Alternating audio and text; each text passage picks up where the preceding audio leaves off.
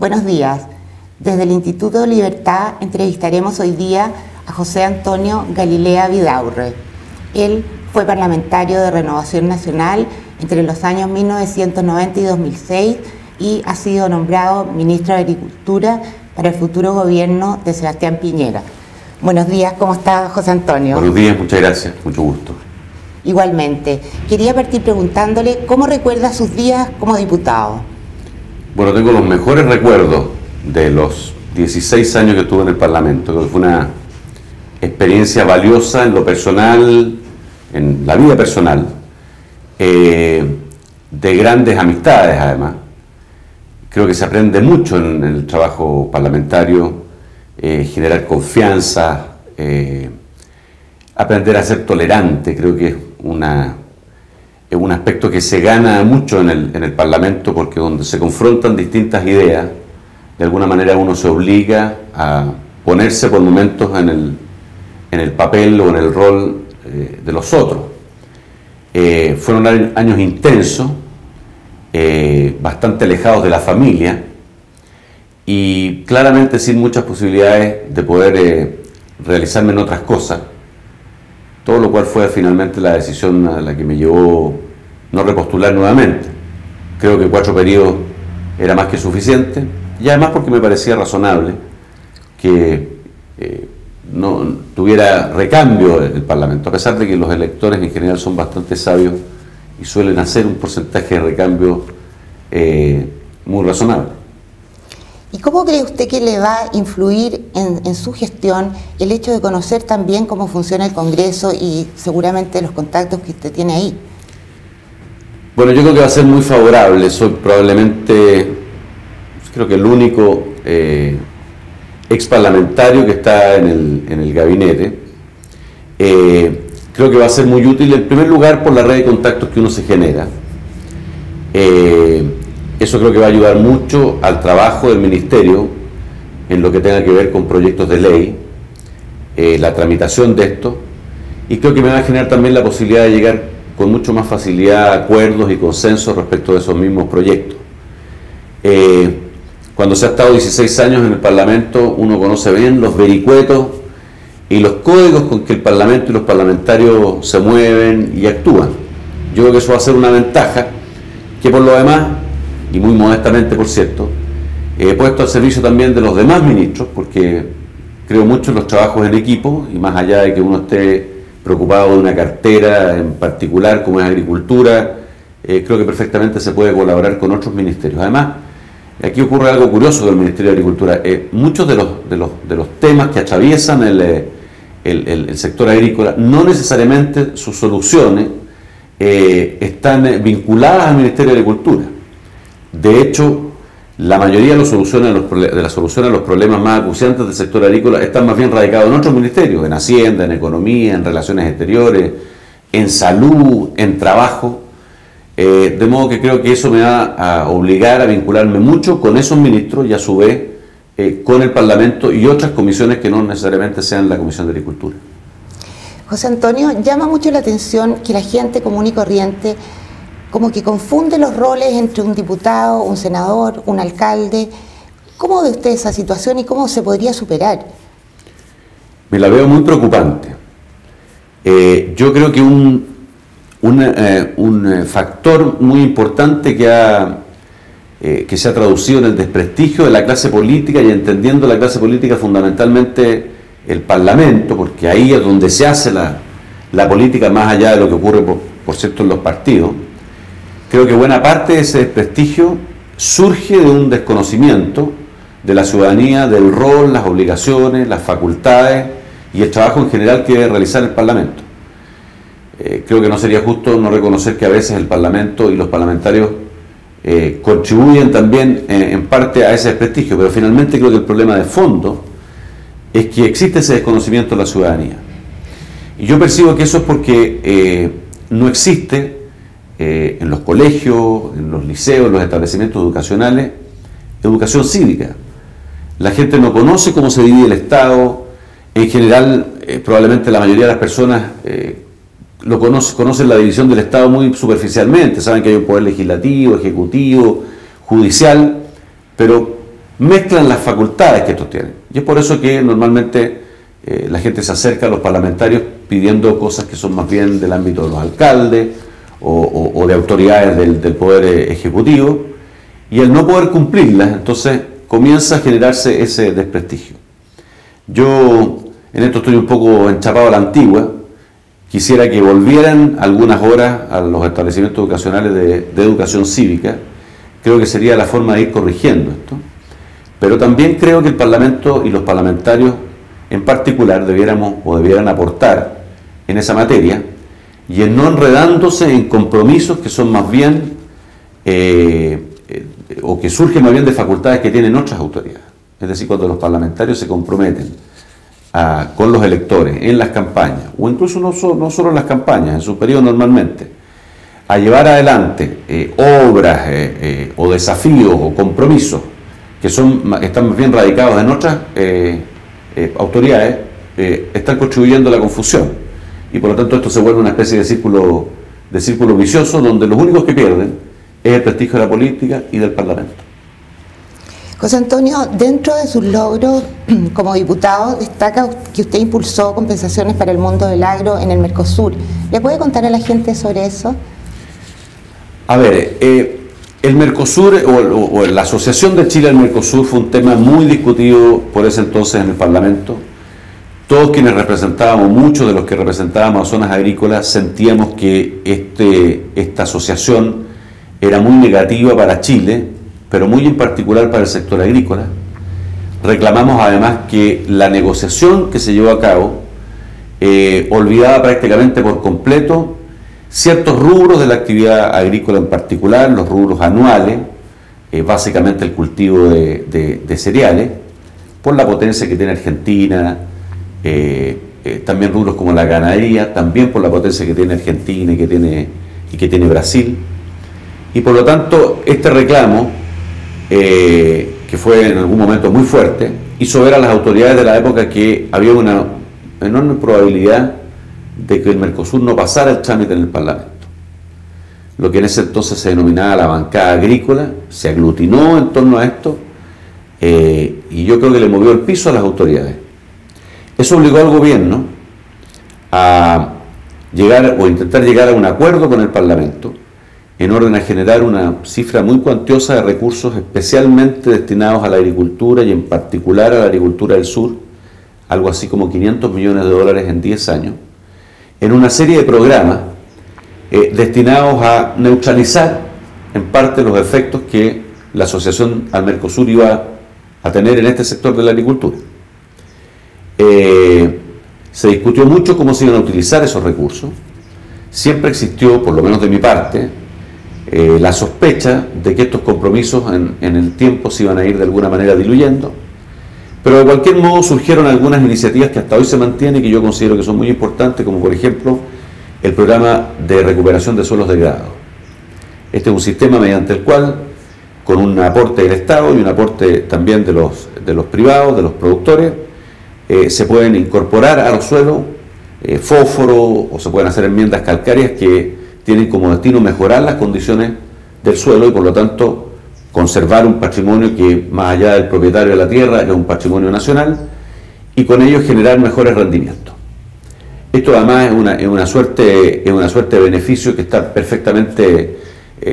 perfectamente legítimo frente a las normas de la OMC, y yo diría que fue probablemente el programa estrella de lo que correspondió o lo que incluyó más bien este programa o estos recursos para neutralizar los efectos del Mercosur. Lo hubo también en riego, también para pequeños agricultores. Bueno, el tiempo ya ha pasado, como digo, esos recursos se extinguieron por supuesto, a pesar de que hay un programa que lo sobrevive, lo mismo que el programa de riego. Se hizo esa negociación, pero yo hasta el día de hoy sostengo que los efectos de la asociación de Chile al Mercosur los estamos aún sufriendo. Tenemos una balanza comercial completa y totalmente deficitaria. Si no mal recuerdo las cifras, creo que por ahí, cuando se firmó o cuando Chile suscribió o se asoció al Mercosur, la balanza comercial era negativa para Chile en alrededor de 400 millones de dólares, y hoy día esa cifra está superada en 5 o 6 veces. De modo que algo no funcionó como se pensó. Y yo creo que esto es una materia que hay que revisar, los términos de la suscripción de este acuerdo. ¿Está dentro de sus prioridades? Está dentro de los compromisos del presidente, porque siempre quedamos con la sensación de que en la suscripción de tratados internacionales, pero en particular del Mercosur, cierto sector de la agricultura del sur, era un poco la moneda de cambio. Y todo giraba las negociaciones en torno, naturalmente, a las exportaciones, a ciertos rubros estrellas que el país tiene y que les va en general bastante bien, o simplemente en torno a otras actividades distintas de la agricultura. Pero quedaba este sector o estos rubros de la agricultura pagando un poco los costos de esos acuerdos. Yo creo que esa fue en general una situación no solo injusta, sino inconveniente. Yo creo que hay poco que hacer frente a una serie de tratados que están completamente consolidados a esta altura, pero en el caso Mercosur, Chile no es miembro del Mercosur, tiene una asociación con el Mercosur, y por lo tanto yo creo que esa situación es la que hace posible revisar los términos en que estamos participando. Es curioso porque cada vez que se ha reclamado del Mercosur, las autoridades han salido en defensa, pero recuerdo claramente declaraciones que en algún momento, por ejemplo, de José Miguel Insulza, que dice: mire, el Mercosur es una oficina que funciona, me parece que en Montevideo, donde no se hace nada o poco, como diciendo: mire, esto es casi una formalidad haber suscrito esto y no tiene mayor efecto. Bueno, yo creo que hay que mirarlo hoy día con detención, sobre todo quienes fuimos detractores. ¿Y cómo o cuál califica usted como su mejor legislación en pro del agro mientras usted fue diputado? Mire, es difícil poder elegir un par de casos, porque yo estuve los 16 años que fui parlamentario, los 16 estuve en la Comisión de Agricultura, sin perjuicio que participé en otra. Y porque la mayoría de los proyectos que los parlamentarios impulsamos, y esto es algo que tiene que ver con lo que conversábamos anteriormente, con el tema de las facultades parlamentarias, normalmente no pueden ser muy novedosos y de mucho impacto, porque, por ejemplo, los parlamentarios no podemos presentar proyectos que incluyan gastos. Lógico. Entonces, normalmente son ordenamientos a legislaciones que ya existen, que naturalmente no incorporan gastos, que no otorgan nuevas facultades a entes públicos. Pero yo creo que lo que hicimos en el Mercosur, que más allá de una legislación, fue la verdad la suscripción de un verdadero compromiso. Yo creo que fue un acierto, en el sentido de que si ese acuerdo no hubiera existido, probablemente el impacto en el sector agrícola de los cultivos mal llamados tradicionales, cereales, en fin, habría sido mucho mayor. Creo que lo que hicimos también en materia de pequeña agricultura, desde proyectos que tenían que ver con la regularización de la tierra y las probabilidades de subdivisión, hasta aquellas iniciativas vinculadas más bien al tema productivo, creo que fueron importantes. La Comisión de Agricultura siempre se caracterizó en la Cámara, al menos, me imagino que en el Senado igual, por ser muy técnica y tener una forma de entendernos con las autoridades de gobierno y con el ministro muy directa, muy franca, lo que hacía bastante más fácil el trabajo. En fin, como le digo, en 16 años pasaron por esa comisión, mientras yo estuve, muchos proyectos, muchos bastante irrelevantes, para ser bastante franco, pero otros con impacto que uno hasta el día de hoy ve. Por ejemplo, recuerdo uno que permitió liquidar los bienes comunes de la reforma agraria, bienes comunes muchos de los cuales quedaron botados en el país, porque eran de todos pero de nadie, y no se podían liquidar en favor de uno en particular para que los conservara y los utilizara. Bueno, ahí surgió una idea que nació de la propia comisión, pero que tuvo que tener el respaldo del gobierno porque incluía materias que no eran atribuciones parlamentarias. Yo diría que es una pequeña muestra de una preocupación que siempre existió y siempre ha existido, hasta donde yo sé, en la Comisión de Agricultura, por enfrentar debidamente los temas agrícolas. Qué interesante. Usted en el 2002 ingresó un proyecto de ley que plantea ampliar el uso de los transgénicos en Chile. ¿En qué va eso? A ver, yo creo que ha habido varias iniciativas de distintos parlamentarios, algunos a favor de legislar sobre esta materia y otros en contra. Pero todos los proyectos, incluyendo el que usted hace mención en 2002, que abordan diferentes aspectos de un tema que tiene una envergadura bastante mayor. Por ejemplo, hay varios proyectos, algunos de los cuales deben estar a esta altura muy refrigerados porque son muy antiguos, que tienen que ver con el etiquetado, por ejemplo. Pero no había ninguno que incluyera todos los aspectos de una regulación como la que requiere el uso de esta tecnología en la agricultura.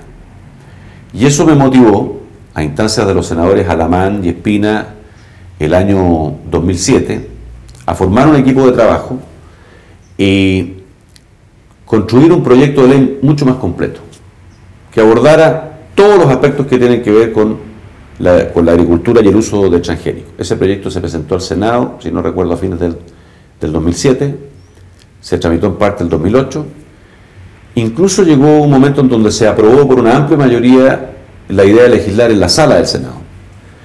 Pero se estancó porque la sala del Senado resolvió que en el trámite en particular lo vieran las comisiones, en Comisiones Unidas, Agricultura, Salud y Medio Ambiente. Usted comprenderá que si ya a veces es difícil juntar los quórums de una sola comisión, juntarlos de tres se volvió imposible. Claro. Y por más esfuerzo que el senador Hernán Larraín y Alberto Espina en su momento, y también Juan Antonio Coloma, que fueron presidentes de la Comisión de Agricultura, este proyecto no ha podido seguir avanzando. Este, como le digo, es un proyecto que contempla todos los aspectos que tienen que ver con el uso de transgénicos en la agricultura, toma todos los resguardos. Yo sé que tiene muchos detractores, pero hemos hecho un esfuerzo por convencer incluso a los detractores que lo que a Chile le conviene, ya que transgénicos tenemos y no vamos a poder apostar ya a ser un país libre de transgénicos. Esta es una situación, yo siempre digo, esto es como el embarazo, o se está embarazado o no se está, no se puede estar un poco embarazado. Chile tiene transgénicos, esa ya es una situación que no se va a modificar, y por lo tanto lo responsable y razonable es regularlo. Fíjense lo que ocurre. En Chile los agricultores pueden usar esta tecnología, pero solo para fines de multiplicación de semilla de exportación, no para comercializar internamente. Sin embargo, Chile importa transgénicos para consumirlo.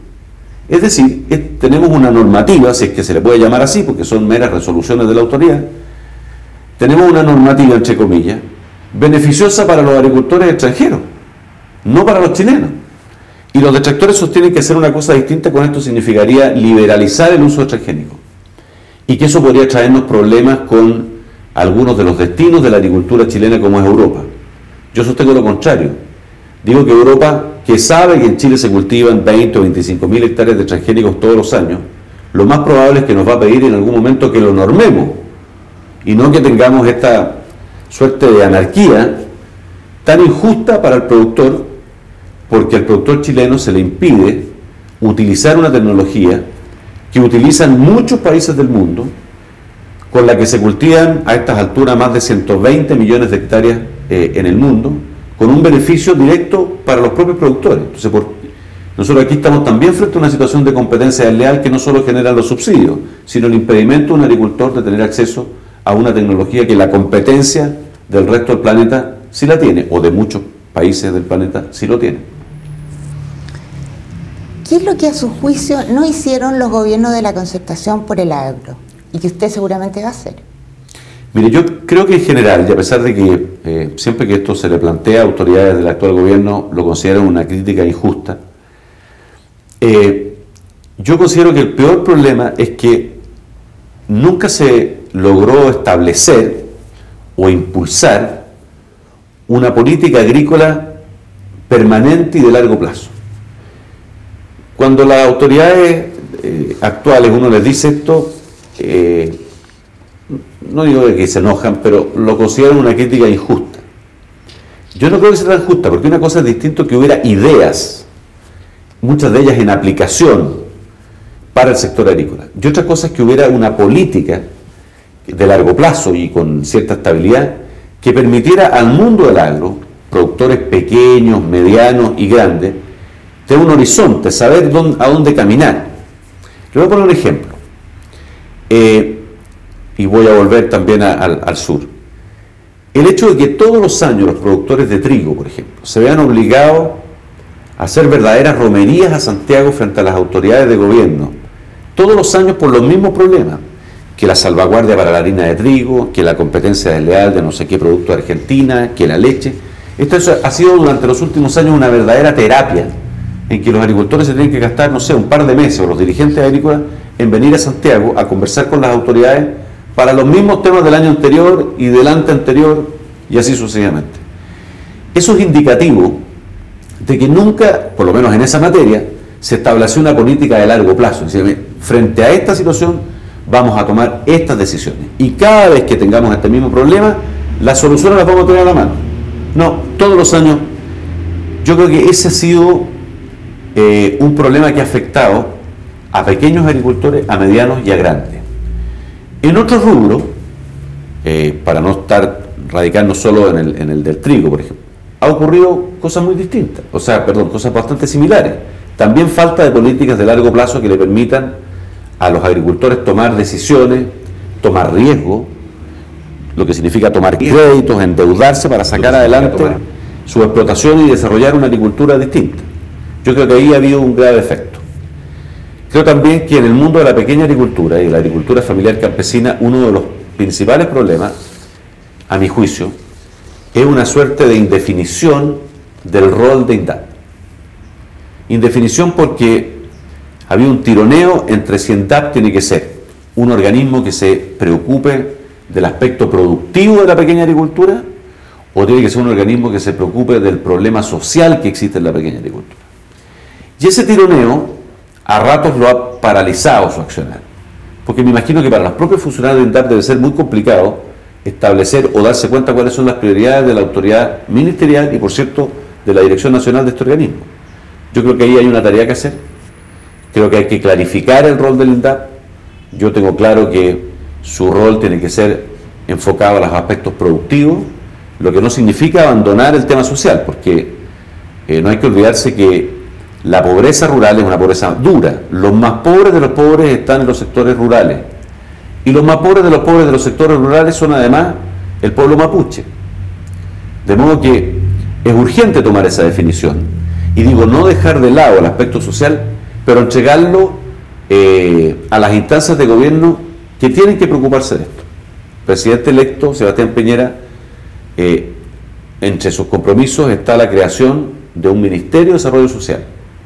Y por lo tanto podría estar perfectamente radicado ahí la responsabilidad de resolver los problemas de pobreza del mundo rural y entregarle entonces a INDAP las herramientas para sacar adelante a esos pequeños agricultores desde una perspectiva productiva. Te quiero decir una cosa, yo me he convencido, como la mayoría de los agricultores chilenos y de muchas autoridades, de que Chile puede constituirse en una potencia agroalimentaria o alimentaria. Pero lo que no puede hacer es convertirse en una potencia alimentaria y simultáneamente tener los niveles de pobreza rural que tiene. Ese es un imperativo ético que hay que abordar con prontitud, con eficiencia, porque los recursos siempre son escasos y por lo tanto usarlos eficientemente es también un imperativo ético. Ahí hay un compromiso y yo, por lo menos desde mi cargo en el Ministerio de Agricultura, voy a intentar clarificar el rol de INDAP porque tengo particular interés en el mundo de la pequeña agricultura. ¿Y usted es partidario de que el Estado subsidie cultivos tradicionales? No. Como ocurre en otros países.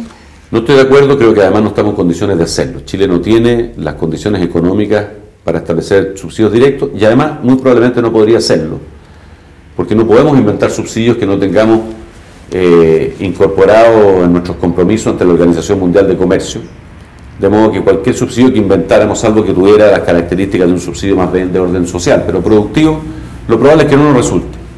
Yo más bien creo que tenemos que agudizar el ingenio, la inteligencia y utilizar todos los mecanismos de neutralización de los subsidios con que muchos productos llegan a Chile. Lamentablemente muchos años atrás Chile cayó en lo que se ha denominado el desarme unilateral, es decir, nosotros mismos nos desprendimos de una serie de instrumentos y mecanismos que nos permiten neutralizar la competencia desleal de productos que llegan subsidiados del extranjero. Pero todavía quedan algunos. Y creo que su correcta utilización es la que podría generar condiciones de una mayor igualdad en la competencia. yo creo que es importante llamar a la gente a pensar que Chile en una serie de rubros tenemos agricultura de nivel mundial y rendimiento de nivel mundial. Chile es un país, por ejemplo, en trigo. En remolacha debemos estar entre los 3 primeros del mundo, si es que no el primero. En trigo estamos muy por encima de la media mundial, yo diría también peleando los primeros puestos. Y en una serie de rubros somos muy eficientes como agricultores. El agricultor chileno es eficiente en general. No obstante, tenemos estos mismos rubros sin rentabilidad. O simplemente en el margen, con rentabilidades mínimas, y los agricultores la llevan adelante simplemente porque tampoco tienen demasiadas alternativas. Entonces la pregunta es, ¿cómo se explica que teniendo rendimientos de nivel mundial en una serie de cultivos, la agricultura sufra permanentemente problemas, entre otros, de rentabilidad? No tiene lógica esto. Y solo se explica porque competimos con productos subsidiados del extranjero, de países poderosos, que además les cuesta bastante ponerse de acuerdo para empezar a reducir los subsidios. Ha costado menos que se pongan de acuerdo para un desarme que para desarmar su armazón de subsidios, muchos de los cuales van directamente al bolsillo de los productores. Y por lo tanto lo que tenemos que hacer no es entrar en esa carrera de los subsidios, porque frente a los poderosos no tenemos ninguna posibilidad de ganar. Las tesorerías de esos países son más grandes que la nuestra. Y porque además probablemente desde el punto de vista político esto se vería muy poco legítimo en el país. Habría que apostar más bien los recursos que hay a cuestiones de orden social, como es lógico y razonable. Por lo tanto, creo que lo que hay que hacer es usar bien los mecanismos de que disponemos para neutralizar los efectos que producen los subsidios externos. Creo que por ahí va la cosa. Cuando el presidente electo ha hablado en sus compromisos con la agricultura de transparentar el mercado interno, porque también tenemos distorsiones en los mercados, en el funcionamiento de algunos mercados internos, y sobre todo generar condiciones de igualdad a la competencia. En este último aspecto se está refiriendo a la competencia desleal que generan los subsidios. ¿Y cómo ve usted su relación con los gremios del agro?